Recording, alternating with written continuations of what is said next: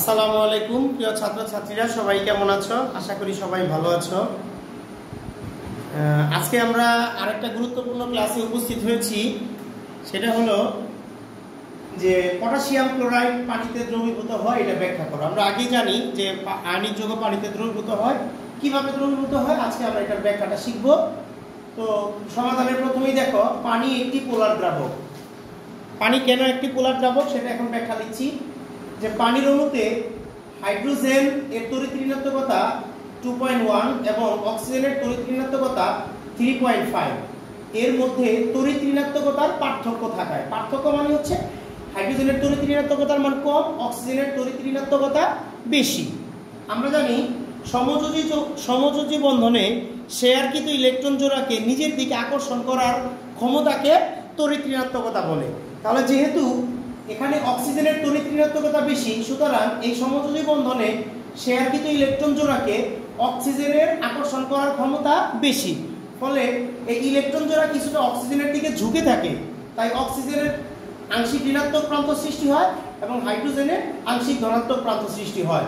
দুইটি হাইড্রোজেন থাকায় এখানে দুইটি ঋণাত্মক প্রান্ত দেখিয়েছি আমি।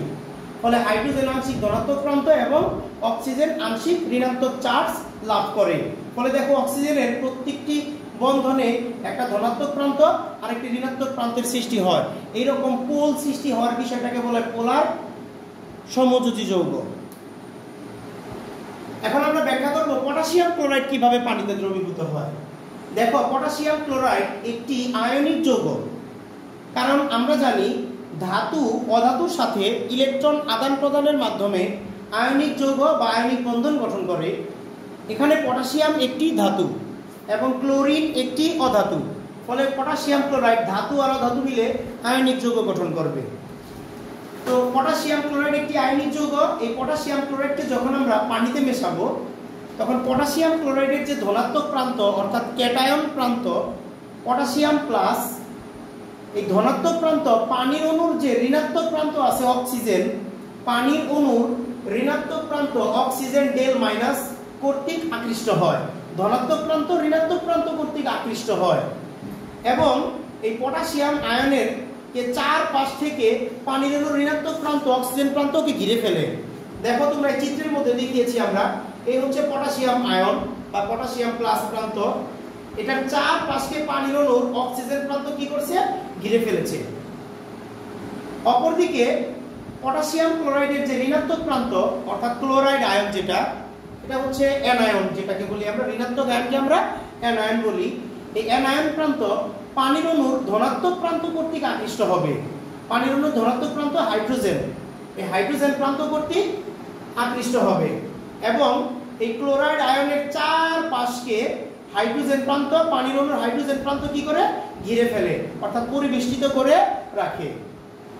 এখন এই আকর্ষণ বলের মান অর্থাৎ এই পানির অণুর চারপাশে যে ধনাত্মক প্রান্ত পটাশিয়াম ক্লোরাইডের ঋণাত্মক প্রান্ত এবং পটাশিয়াম ক্লোরাইডের ধনাত্মক প্রান্তকে পানির অণুর ঋণাত্মক প্রান্ত যে ঘিরে রেখেছে, ফলে এদের মধ্যে একটা আকর্ষণ বল তৈরি হয়।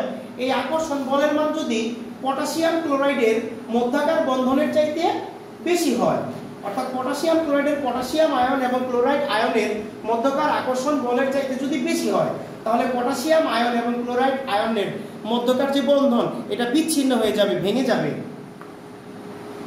আর পটাশিয়াম ক্লোরাইডের পটাশিয়াম আয়ন এবং ক্লোরাইড আয়নের মধ্যকার বন্ধন ভেঙে গেলে এরা পানিতে কি হয়ে যাবে? দ্রবীভূত হয়ে যাবে। এভাবে পটাশিয়াম ক্লোরাইড পানিতে দ্রবীভূত হয়। আশা করি সবাই বুঝতে পেরেছ। সবাইকে অনেক ধন্যবাদ।